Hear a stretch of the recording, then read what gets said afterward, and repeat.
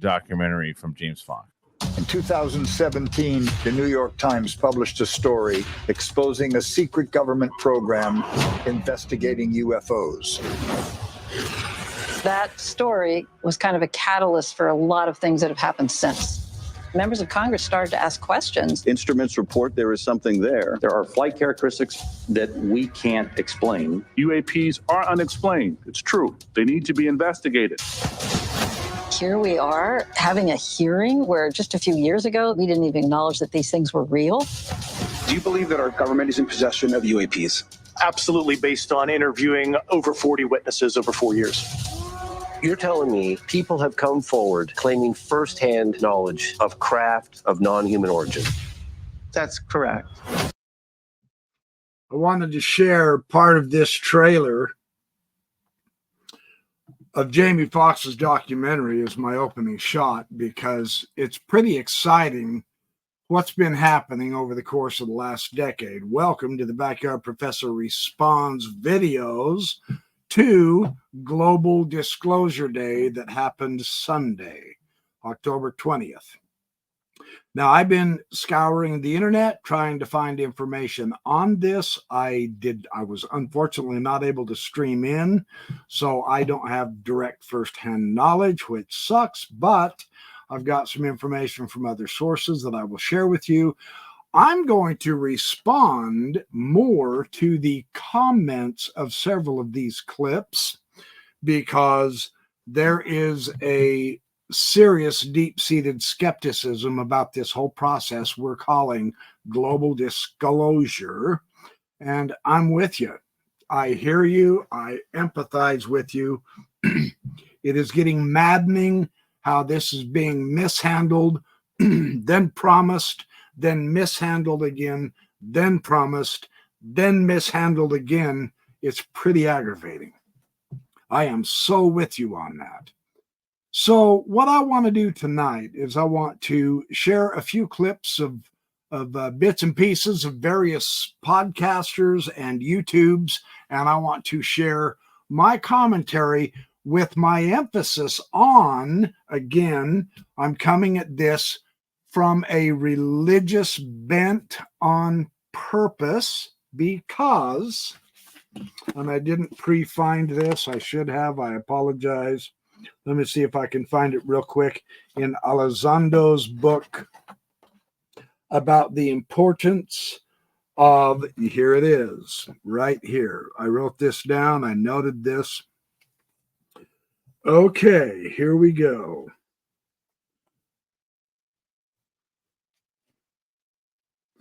What we have here is the people in the Pentagon and in the highest echelons of the government who are controlling, I mean, they're working for our national security. So they have to be careful. We grant all that. We appreciate all that without question. However, there comes a time when you can't not disclose. Now, the Global Disclosure Day is a group of citizens put together by Danny Sheehan, who, and it's a worldwide movement. It did not go off as well as planned, and there are just hundreds and hundreds of comments in people's videos of how disappointed they were, etc. I'm here to give you the optimistic outlook of this. We've got the organization started. It is working. It's functioning. We have lots of people joining it. I myself am joining it. I'm involved, and it started. So it's here. So yes, the first round, even Muhammad Ali had bad first rounds in his fights, but he did not lose his fights. So it might have had a bad first round. I'm still optimistic. The product is in place. We are disseminating amounts of information that is educational, informative, inspiring, and hope-filled. That is my point with absolutely all of this. Now, the reason I have chosen to approach this entire UFO phenomenon from the religious end of things, not totally religious, no. But in this particular situation, religion is not a third hand or a heel or a second hand behind everything else. Religion is the engine that is preventing disclosure in the United States government on UFOs. That's why we need to focus on our psychology, on our religious understanding. It's why we absolutely need to become flexible, because the bosses of Lou Elizondo, who control the output of information, believe the UFOs are devils, demons. Now, if you don't think religion isn't playing a part in this, you're not paying attention, and you best open your eyes. It is based on a mere religious assumption with no knowledge of these UFOs, the aliens, the UAPs at all, that they are stopping all progress in disclosure, as well as understanding what we are facing. It is directly based on a religious point of view from the Pentagon at the highest points. So this is why, and I'm not going to get fanatical with this. I'm not in this to convert anybody whatsoever. This is a discussion. We're bringing out the information. Now, I've seen a lot of people who say disclosure is never going to happen whatsoever. That's on pages 80, 81, 82, and 83 in Lou Elizondo's book. I don't want to get through all of it. I don't want to have to read the whole thing. Yes, well, here it is, page 85. I would have misled you. I apologize.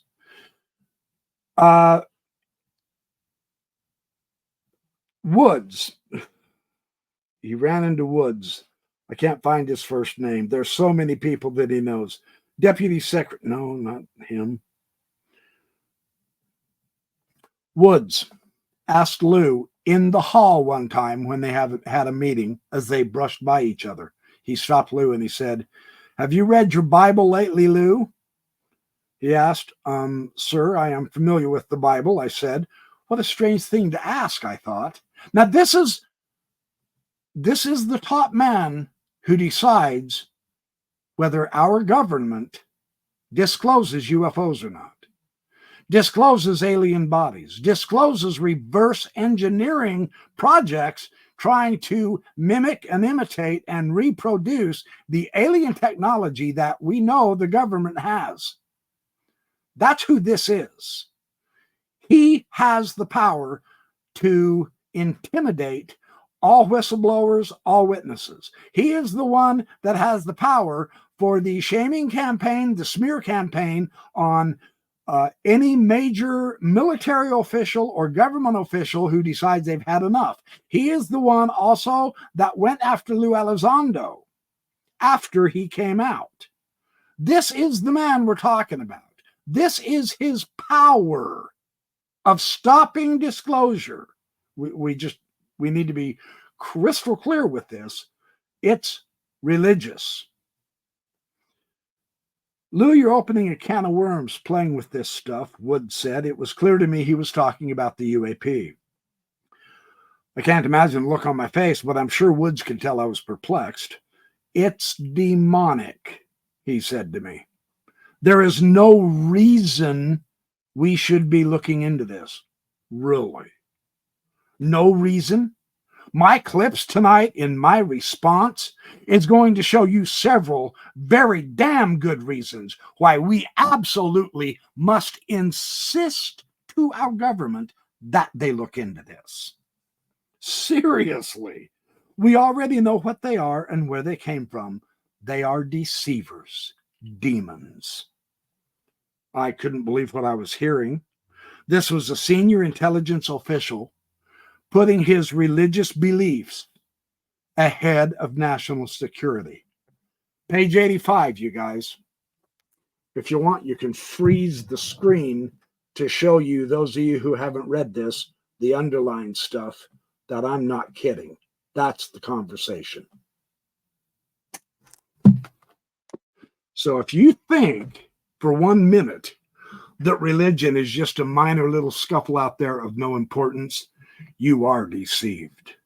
It is religion that is the problem here. Now, I'm not trying to be anti-religious. I sincerely am not. I don't care whether you believe or don't. I don't care what religion you belong to or don't. This belongs in our discussion. We must come to grips with this. If we don't like the fact that our government is bullshitting us for decades and decades and decades, they continue to promise us and they fail to deliver, then stop electing religious officials into power. We, the people, we have to wake up. If you keep electing the same people who are so religious into places of power, then you're not going to get disclosure. And whose shoulder is that on?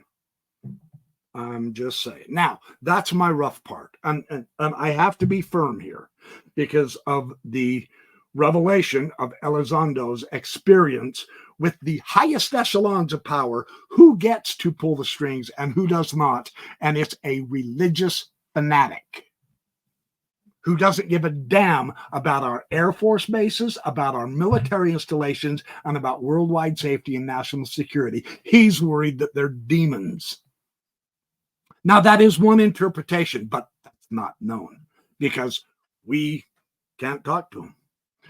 What is so intriguing here to me is that there have been people killed in their interactions with UAPs. There have been people abducted against their wills, and there have been some bad things happen. Implants, people being sexually abused, cattle mutilation, etc. I understand all that. There is a dark side here that to put blinders on and ignore is just not accurate or correct. But then we have the single most tested man, the most vetted man with his experiences, whom he has shared his experiences with, and people who have been with him have seen the orbs of light and the beings come out of the orbs of light, Chris Bledsoe. And he says it's full of love and light. He says there is a very spiritual lady that guides him. This divine feminine principle is guiding him to help people. They heal, etc. So we have a contradiction here, folks. Now, what do we make of this? I don't know. Don't have the answers. I'm doing the research and sharing with you what I'm discovering and what others are discovering because I've got a voice and I intend on being in on this conversation. I am part of this conversation and I'm going to continue. I'm not drawing hard, fast conclusions. Anyone who draws at this point in time, if they come on, no offense intended to anybody, please don't take this personal, but if you come on and say, you idiots, it's obviously the Nephilim, the fallen angels, and I know there's people who believe that, how can you know that? That seems to me a religious predilection based on biblical mythology. I'm not trying to insult you. I'm trying to analyze this. We don't know that. Chris Bledsoe, who has documented his materials, who has lots of witnesses and lots of tests to back up his claim, doesn't say that. Now, on the other hand, we have Danny Sheehan, who has described in videos that we are involved with 5 peculiar different species of aliens. Now, perhaps 1 or 2 of those species could be the bad guys, and the others could be the good guys. See, we may be the pawns in a cosmic war between alien species here on Earth. We just don't know.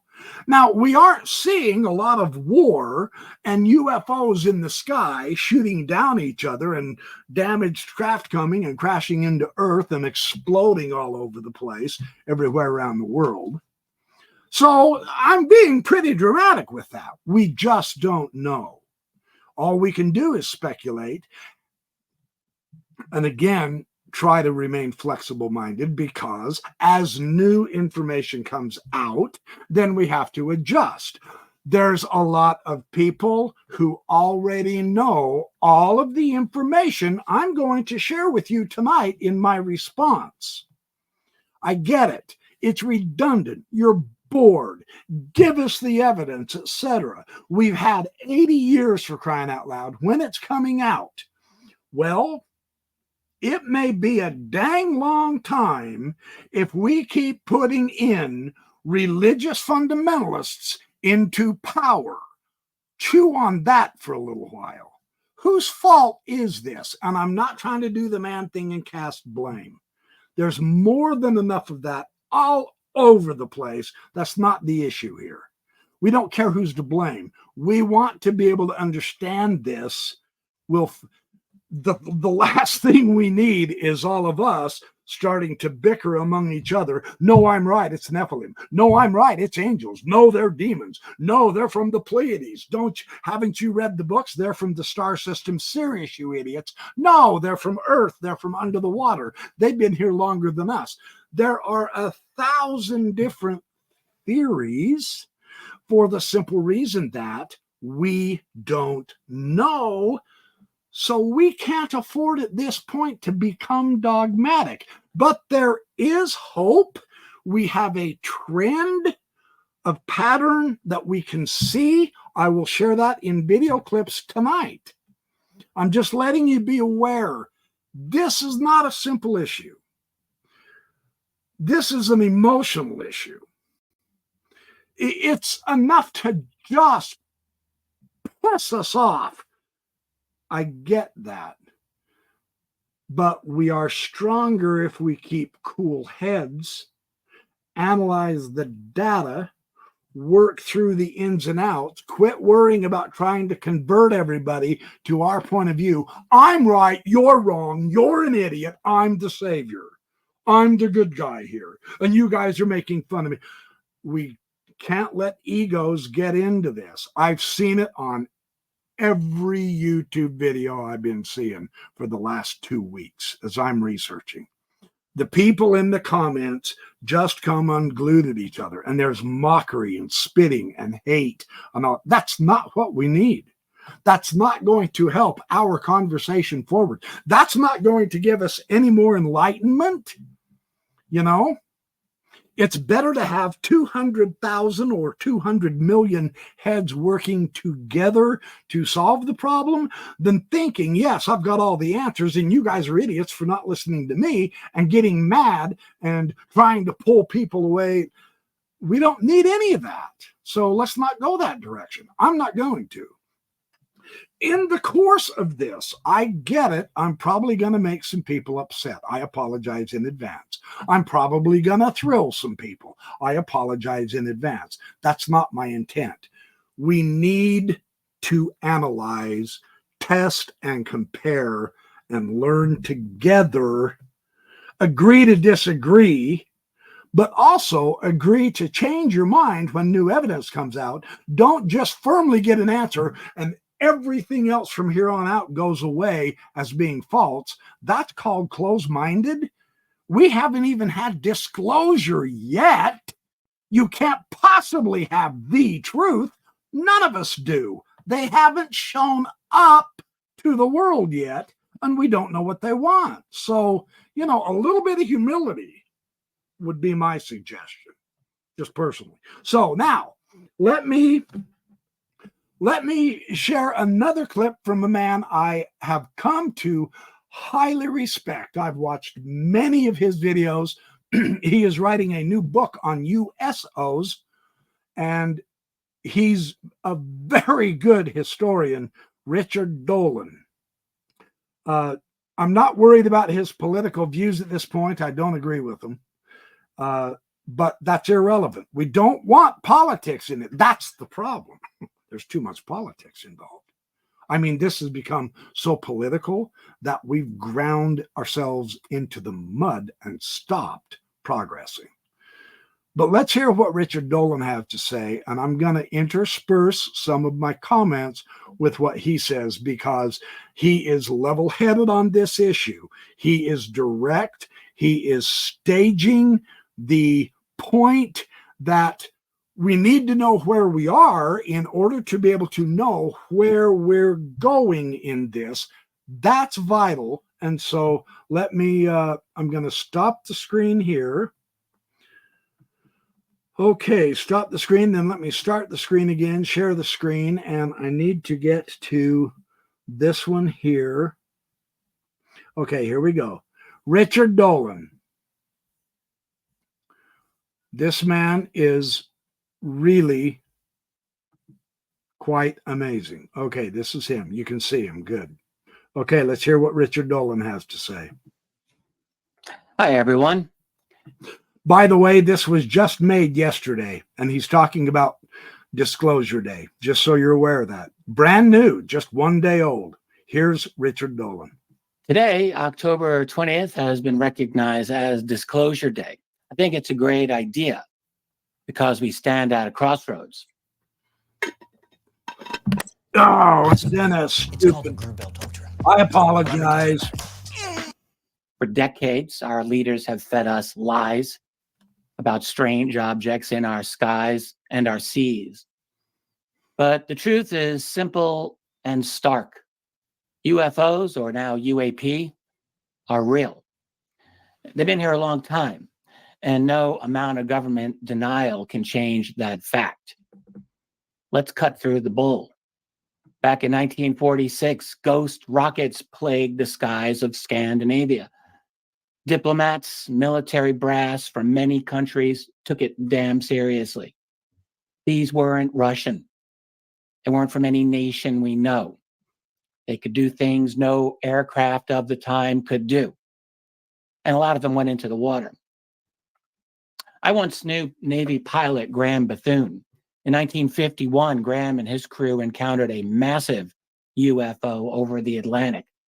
It was 300 feet in diameter, glowing, and approached their plane at incredible speed.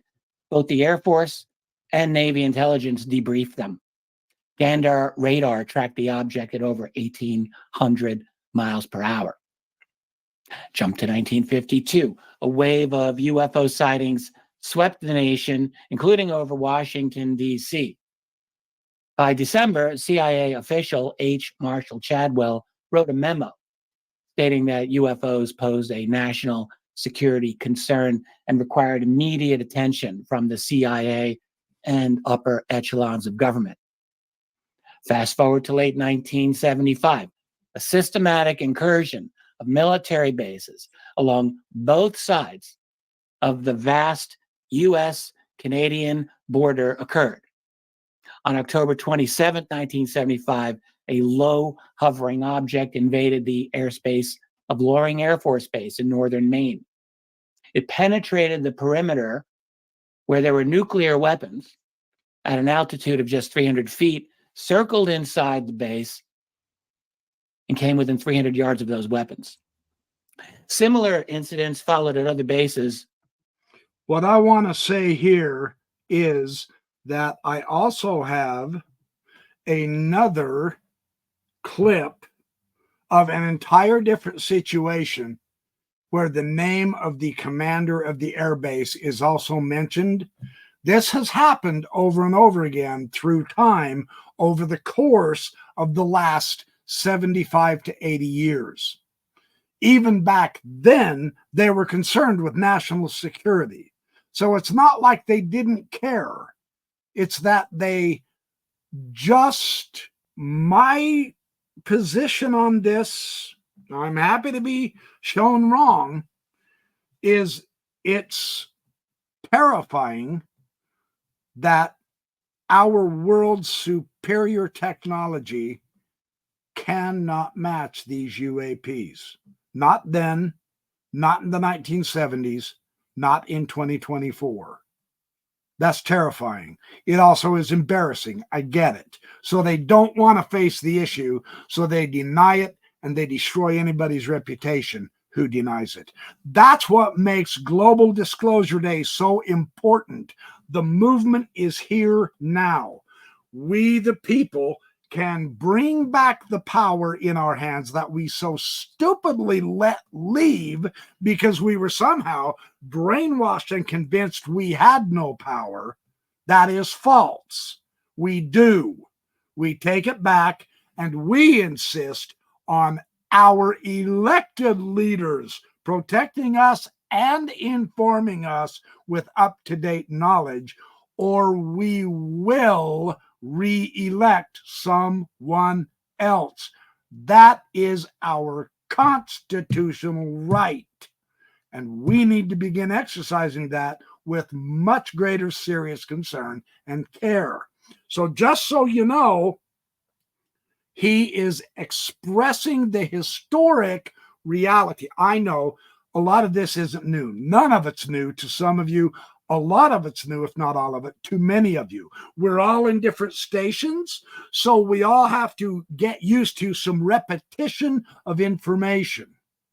You want something new, then quit electing people who stop disclosure would be my advice. And perhaps within our lifetimes, I mean, we vote every 4 years. We vote every 2 years for state officials, etc. If you want disclosure, start doing something about it. Quit re-electing people who've been in there for 200 years. That's not the original intent. And now I'm getting preachy. I don't mean to. But we need to begin acting serious about wanting disclosure. And that means we start electing different people. It's that simple. So let's keep going. He makes some very excellent points here. Right after that, at Ward Smith Air Force Base in Michigan, a large object with a bright red light on its underside was seen hovering over the weapons storage area there. At Malmstrom Air Force Base in Montana, multiple UFOs were seen over missile silos, with one described as a bright orange football field sized disc that illuminated the entire complex. And these were not isolated events. Throughout October and November of that year, there were repeated incursions at strategic military installations, often near nuclear weapon storage areas. The objects consistently outmaneuvered the aircraft that pursued them, consistently demonstrating capabilities far beyond anything we knew that existed.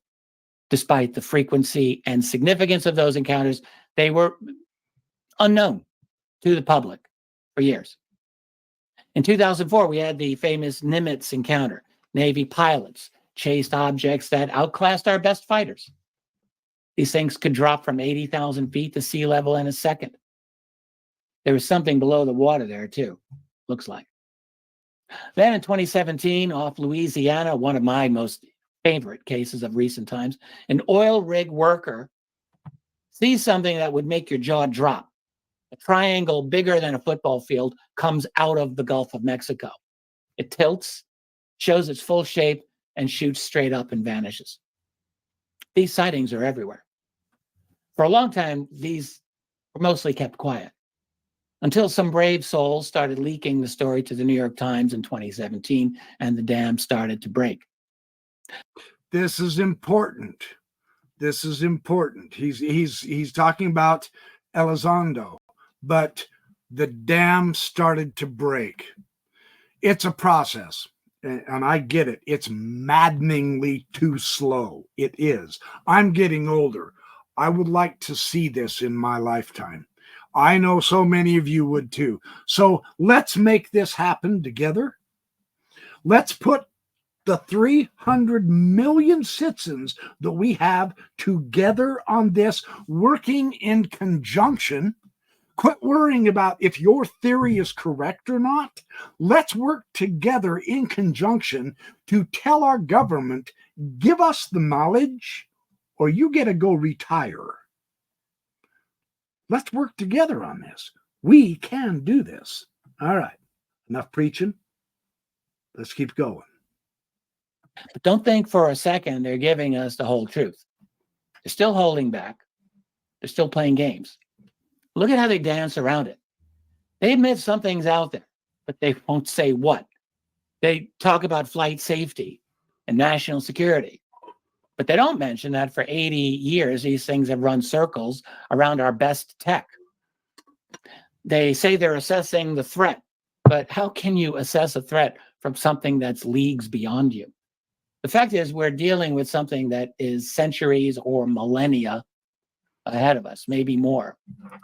Tech that doesn't care about our airspace or our oceans. Tech that's been interacting with our military for generations. And our leaders, well, they're still trying to keep us in the dark. But here's the thing. The truth is like water. It finds a way out. No matter how many fingers they stick into the dam, it's going to burst. We've got brave whistleblowers. We've got leaked documents. We've got eyewitnesses, accounts piling up year after year. The evidence is overwhelming. UFOs, or call them UAP, are real. Okay, so the point is, seriously, we know that this evidence is coming from many, many more credible sources than we did when I was a teenager in the 1970s. Folks, that's progress. Seriously. It's not just every Joe, Dick, Harry, Sally, Jane, and Martha out there now who could be making stuff up. And I know, I get it. There are cynics who say, yeah, you moron. It's the paid government officials who are threatened with death and destruction who are telling us what the government wants them to tell us. In some cases, perhaps. But the laws are being changed now, thanks to Danny Sheehan, among others, that whistleblowers are now going to be protected and they can come out legitimately without fear of retribution. Folks, that's progress, seriously, for helping us assess new information. Let's look at this in a positive light so that we don't get distracted into having civil war among ourselves, and we can unify as a body, which gives much more power. A 300-man army is much stronger than a one-man army. A 300 million man, woman, and child army is vastly superior to a mere 1,000. Okay? So this is my hope. Now let's go back to, I'm going to stop my screen and let me restart my screen real quick because there's a different clip that I want to share here.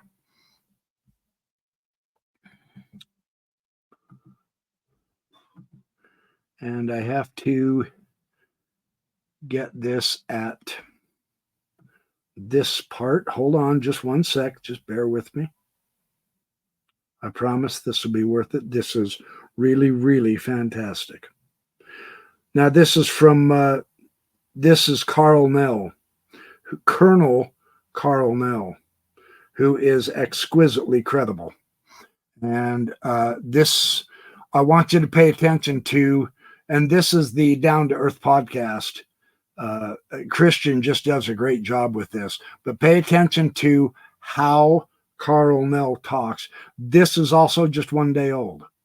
This is brand new. So here we go. Let's take a listen. To the fact that he's saying it, but let's play the clip and then we'll talk about it afterwards. non-human intelligence exists.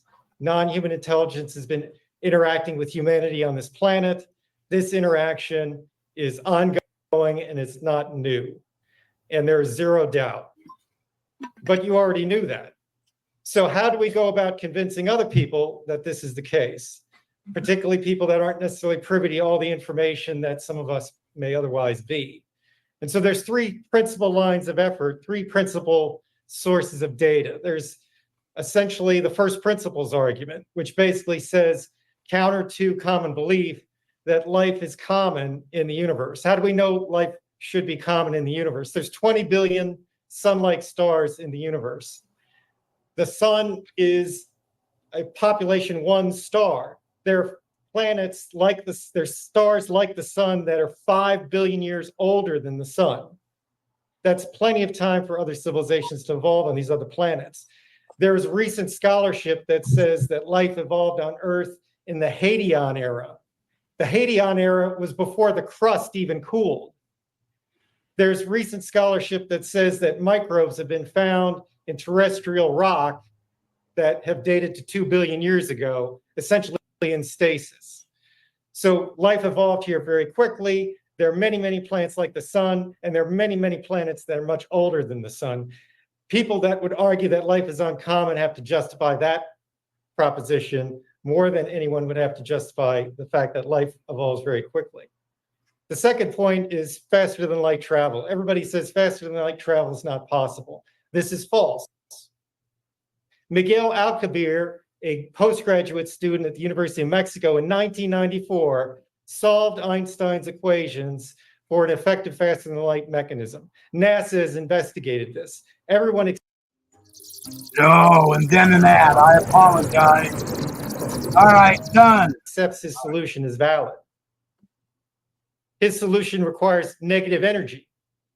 In 1960, quantum physics demonstrated or predicted the reality of negative energy. In the 90s, the Casimir effect was demonstrated in the laboratory. The Casimir effect demonstrates negative energy. The expansion of the universe, which is caused by dark energy, is negative energy. So we have a solution to Einstein's equations that allow effective faster than light travel. We've got the existence of negative energy proven. This isn't an engineering solution. This isn't a means where we can go and do this, but theoretically it's possible. And this is not argued by modern scholarship. So from a first principles, life is more than likely common, and we know that Einstein's equations support effective faster than light travel. That's the first principles argument. The second is the testimonial. Perhaps there are people out there that may know more than some of us might know, including people that have been in the intelligence community, such as myself. So we can look at several presidents, Barack Obama, President Trump. They both said UAP are real. We can look at, as was mentioned earlier, Chris Mellon, Dave Grush, Lou Elizondo have said non-human intelligence is real. We can look at Lord of the Fleet, Lord Hill Norton, a chief of the defense staff in the United Kingdom in past years, have said UFOs are real. We can look at the first Earl Mountbatten of Burma in the United Kingdom again, that have said UFOs are real. We can look at the chief of the Canadian Defense Ministry, Paul Hellyer, who have said non-human intelligence is real. We can look at Haim Eshed, who is the Israelis' father of their space program, who has said non-human intelligence is real. All these people and more would be in a position to know. Then we can look at the evidence, the data. You've seen the videos, the floor video, the gimbal, the go fast. A lot of people probably don't know Gordon Cooper, one of America's 7 Mercury astronauts, chased UFOs over West Germany in 1951. He testified to that fact before the United Nations in 1978, analogous to the David Fravor Tic Tac incident. We can look at the UFO incursions over the Northern Tier ballistic missile early warning sites in the 70s, and the document supported and testimony supported readiness status change of our ICBMs in the 60s at Malmstrom Air Force Base, where many missiles were taken offline by a UFO. The analogous thing happened in the Soviet Union contemporaneously. In their case, the missiles were brought online. There's an agreement between the United States and, at the time, the Soviet Union, intending to reduce the threat of nuclear war, that talks about each party notifying the other if UFOs are impinging on their warfighting systems, because this was recognized as a fact. There's documentary evidence, the Twining memo from 1947. General Nathan Twining, future Chief of Staff of the US Air Force, wrote a memorandum that said UFOs are most likely extraterrestrial. There's official Australian documents declassified on the National Archives of Australia from 1971 from their defense attaché that made a formal assessment of the United States' interest in UFOs, the reality of that, and the fact that the US was investigating anti-gravity programs in concert with looking into UFOs, a conclusion that would make no sense unless the reality of this topic was demonstrated. So some people say, well, if this is real, why don't they fly over the White House or something? Well, in 1952, UFOs flew over Washington, D.C. over 2 weekends. There were radar visual sightings, there were air-to-air intercepts, and it created the largest press conference since World War II up to that time. People say, well, why don't they just land during the middle of the day? Well, that happened in 1994 at the Ariel School in Rura, Zimbabwe, where UFOs presented themselves with beings and occupants on the ground, witnessed by numerous children. The exact same incident happened in 1966 in Westall, Australia. The people that witnessed those events are still alive, and they continue to state the assertion of that being a factual occurrence. So these things taken together, along with much other evidence, suggest that this is absolutely true. I'm going to stop it there. And the reason I brought this up at this point in my discussion here is because we're just about getting ready to see a most astonishing news clip just 2 days ago. And I wanted to make sure that you understood that one of the highest, the most credible, the straight talking, no bullshitting colonel in the intelligence agency, Carl Nell, elaborated on several key pieces of evidence that answers our own skeptical questions. Why don't they fly over Washington, D.C.? They have. Why don't they land on the lawn? They have. Why have they not shown up? They have. They're real. That's his point. This isn't just make-believe. So now let's move on to another one. I'm going to stop my screen again and get ready to share my screen with another clip that I really want to get to right here. Yes. Let me make sure this is on so that I don't muff up. Okay, yes. And this is, again, Dolan. And Dolan is so good. I like this man very much. And he's got Colehart with him as well. When you look over the history of the UFO or UAP phenomenon, go right back to the 1940s and 50s when it first became publicly discussed in our world. There have always been individuals and organized groups who have been fighting for what we would call disclosure. I mean, even back in the 1950s, there were such attempts, the 1960s and 70s and 80s, all through the 20th century and into the early 21st century. It never stopped, but they were always stopped in their tracks, as it were, each time. And there's something different now. And I was thinking about this, asking myself, what is different? And I think what is different is that the spigot, the volume of UAP revelations now, it has gained a kind of traction that is vastly more profound than it's ever been. The resistance is every bit as intransigent as it has been in the past. And indeed, on the Immaculate Constellation story, we have more denials from the Pentagon. Nothing is new.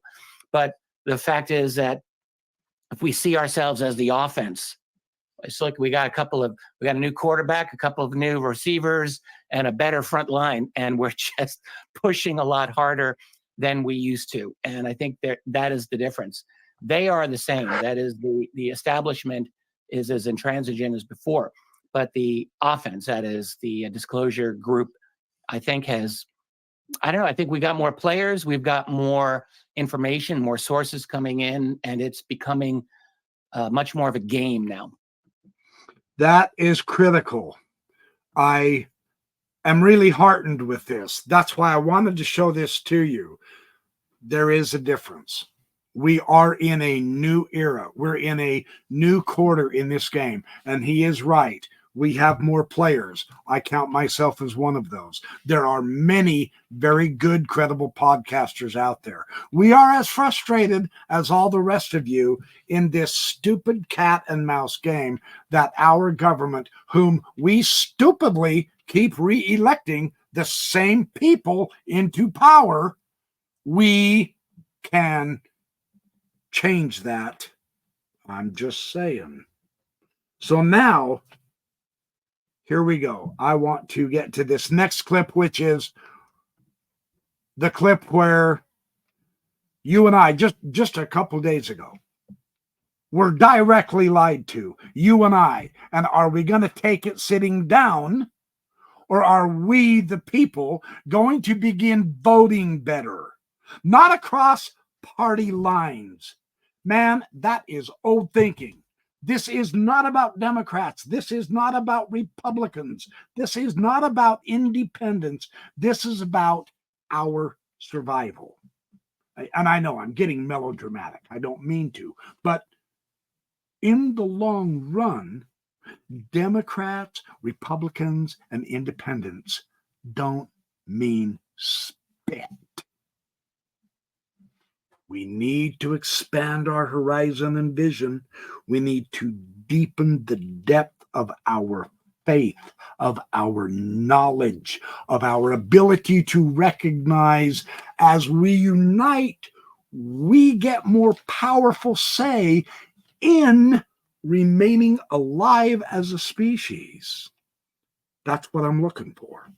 This is glorious, this next clip, because we see direct evidence of what we're up against, and it's really amazing. Let me make sure it's showing real quick. Okay, it is. Yes. And let's play this clip. At the end of the day today, federal agencies will turn over all information they have about UFOs. Or this is just 1 day old or 2 days old, brand new. Unidentified aerial phenomena known as UAPs to the National Archives, which will then be made public. This comes as the Pentagon was just pressed on this very issue. I'm going to take the shot. What do you got on UFOs, aliens, etc.? Go. The truth is out there, Jeff. And the truth is we have no evidence to indicate extraterrestrial life has visited the planet.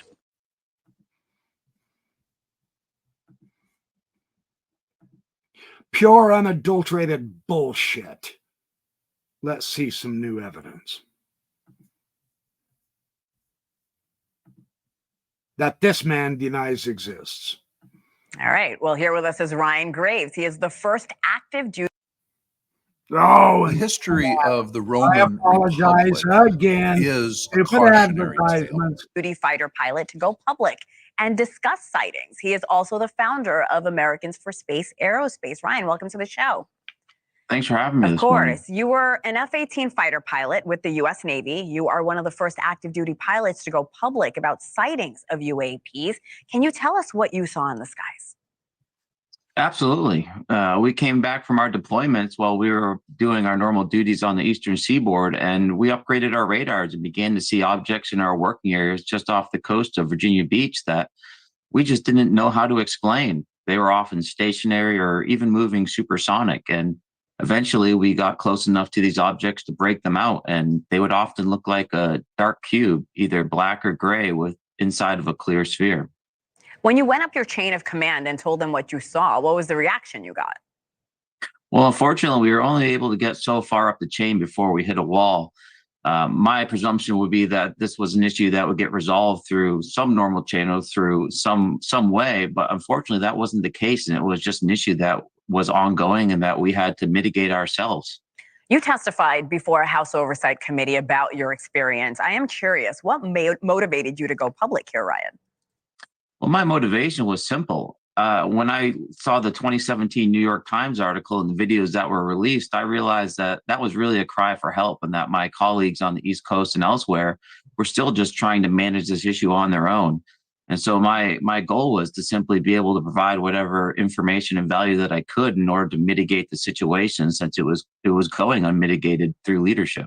So we're talking about the deadline for these documents to be handed to the National Archives, excuse me. What do you ultimately hope to learn from any information disclosed by federal agencies when it comes to these UAPs? Well, I think we have to be a bit tepid with our expectations. First off, there is going to be classified information that is submitted to the National Archives, and that doesn't mean that we'll necessarily get access to that information. Also, it has been revealed recently that the Department of Defense and other organizations have actually now until 2025 in order to release this information on a rolling basis. So I would not expect all this information to come out right now, and that we'll be seeing this over the next year come out in groupings. However, we have to understand that most of the information we would expect to be in a highly classified format.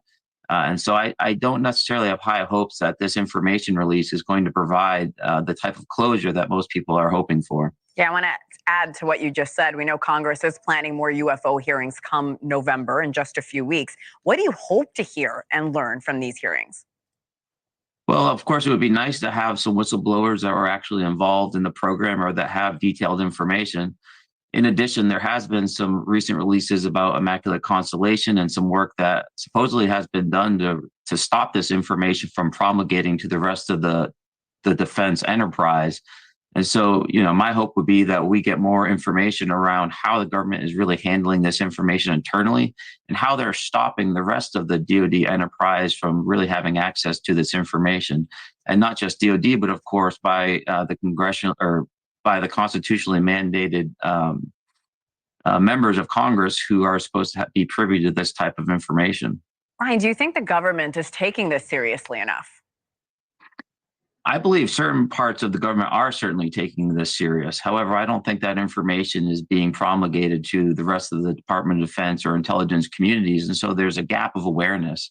And that gap of awareness affects our planning for future missions and defensive capabilities. And I think therein lies the largest fault of this issue, is that we're exposing ourselves to this national security gap, if you will, and that without full understanding of what we're dealing with, we're going to continue in that unsteady, uncertain, unsafe position. Okay, now we've just seen more evidence that that man lied to us that doesn't exist. But did you notice what he just said? He said there is issues with communication. And I'm going to tell you again, those issues are based upon someone's religious belief. And they are stopping the interdepartmental communication. They want to quash it, kill it, put their heads in the sand, and never speak of it again because they're scared of demons, which is an interpretation, not a fact. And that is critical to get into our heads. And that man has the power to not let you know about this. Now, what are you going to do about it? Right? It is we the people. If you can't believe in that, then don't expect disclosure. If you're already so faith dead and disgusted with the whole stupid bullshit problem, then welcome to the reality of our capability of changing that as we the people unify in gathering more data, intelligence, be able to successfully work together as a group of citizens of the world and present this information and learn, because it's not going to surprise me, and this is the pessimistic side of me, it's not going to surprise me if we don't get disclosure in my lifetime. But does that mean we don't know? No, that doesn't. We keep gathering the data and information. I get it. I am so with you. I understand entirely. I can see it now. There's going to be people in the comments saying, you blithering idiot, you're so naive, you little blue boy, you're a moron, etc., because we need physical evidence. I'm so with you on that. I absolutely agree. I get it. I understand that.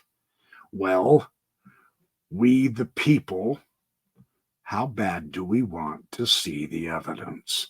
How bad do we want to see the frickin' evidence? Well, what are we going to do about this? Is the issue. It's why we podcasters are coming together and building the voices. We're trying to amass information to spread the word. We have a now Citizens for Disclosure group, and it is growing. Granted, I get it. The first meeting lasted 3 hours, and it fizzled, and it was a dud, and so nothing's new under the sun. No, you're wrong. Something is very new under the sun, and it's powerful, and it's real, and it's us. The group exists. We can join in this group. We can share information. We can learn together. We can work this. We can influence the government. We hire them. So there is positive here. I just want to keep that focus. I believe too many of us are too jaded. They're so skeptical. I read the comments of these videos, and I mean, I read the hundreds of comments, and I get it. I so empathize with you. I am right there one with you, except I'm giving it an optimistic bent. Okay, it didn't go as planned, but it exists, and we can continue on from here. It's a start, not the best start. So what? Let's keep going. Let's keep going. Okay. Now, again, that gentleman said, no, there is no evidence. My eye, I've got another one. It's not new evidence. I am reiterating this on purpose for those who are not aware of the extent of the evidence and how so many people are involved. My next clip involves Danny Sheehan, the lawyer who put together this disclosure group, of which we all need to jump in my opinion. It's going to be fun. It's going to be very interesting getting to know you. It's going to be very interesting getting some of you who have had the UFO experience on my program. I want you on my program. Let's share, discuss, and learn, right? So, Danny Sheehan, let me get this screen shared, and let's go to which one? Where are you, Danny? Right there. This is the man. Okay. Let me make sure he's showing. Yes, he is showing. Let's go to what Danny Sheehan. Listen to this evidence. He says there's nothing. That's bull roar. What had happened is that the United States Air Force and the Defense Department and the Central Intelligence. Oh, and then another commercial. Dad Danny bods Jones, deserve which better is superb. teas. Had me fly to Cambridge, and we sat down to talk about this. And we looked into it, and this was not an AAUP panel. It was not an Association of American University Professors authorized panel of any kind. It was just this kind of rump gathering that they'd put together. And then I found out that what had happened is that the United States Air Force and the Defense Department and the Central Intelligence Agency have been engaged for decades in a covert program of trying to smear people inside the military or inside government offices who tried to actually do anything about the UFO issue.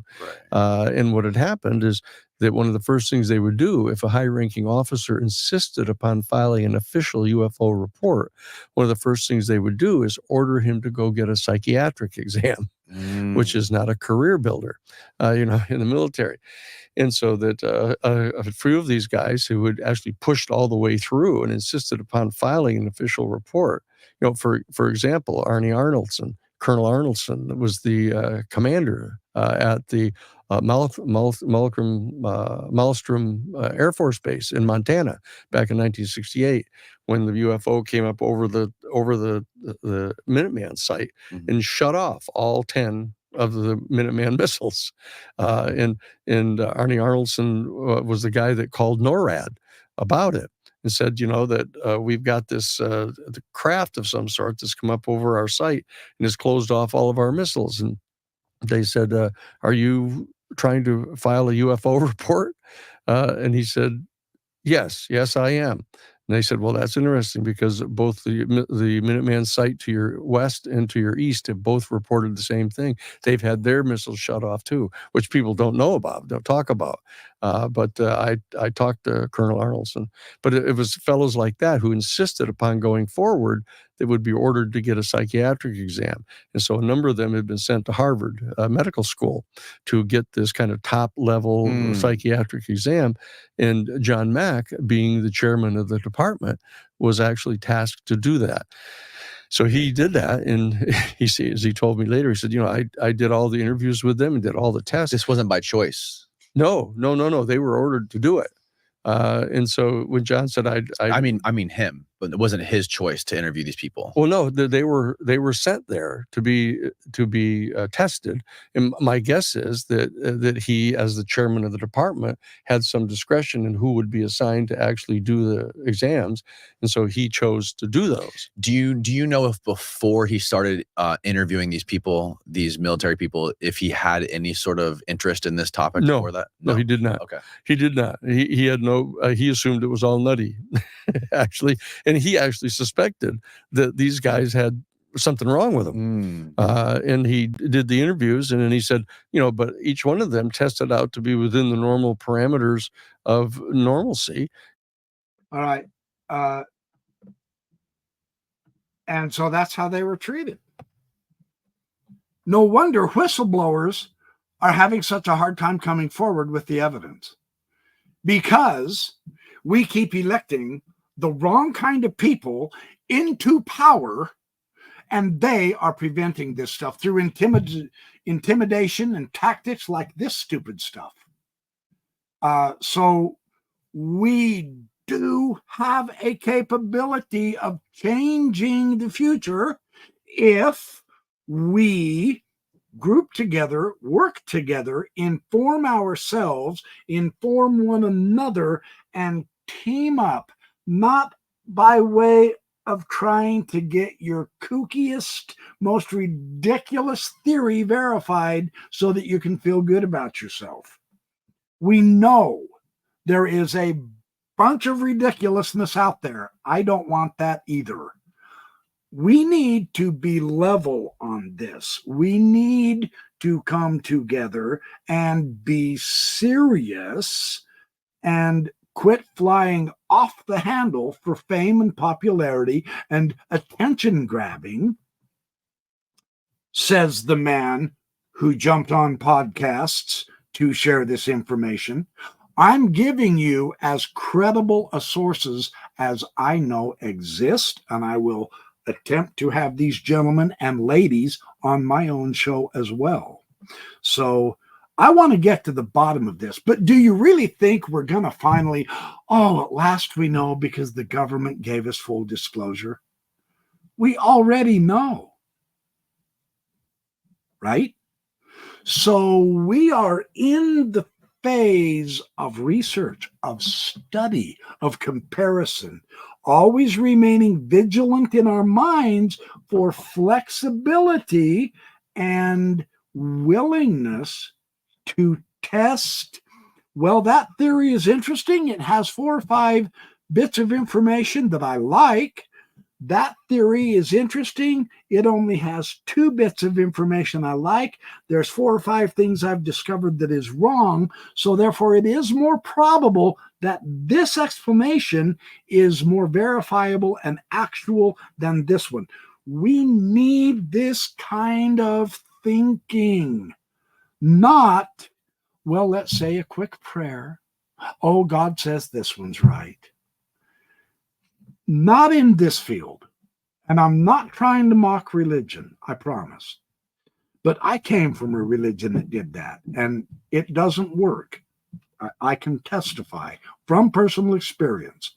Sometimes science is needed and more useful for our purposes to get us locked into an objective and a capability of getting this disclosure that we by constitutional right deserve to have, and it's being withheld from us.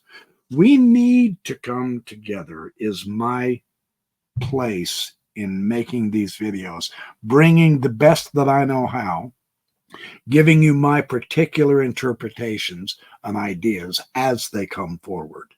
So, Disclosure Day, final word. Disclosure Day was a disappointment to many people. That's okay. The organization is here.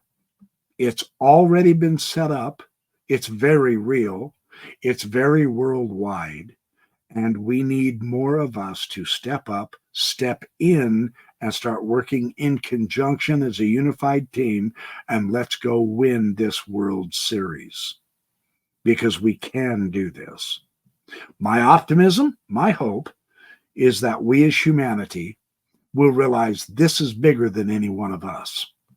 This includes our future families. This includes people who 1,000 years from now is going to look back at this time and they're going to say, you know what? We didn't think those idiots could do it, but they did it. And we're proud to be their descendants. That's the vision. That's the vision. So thanks for watching my Backyard Professor Responds videos. I will have much more in the future, in the very near future. And good luck in researching, hunting, finding information, sharing. Hit the like and subscribe button if you would be so kind. I do appreciate all your support and love and help. And please don't ever be offended by what I say. Sometimes I might get a little rough with some views. Please don't ever take it personally. I don't mean it personally. We need to iron out a lot of stuff. Better together than separate, squabbling, fighting, little tribalism type thinking. We need a world of loving, working together research. We can do this. I do have that kind of faith in us. We can do this, man. So let's do it. Now get out of here.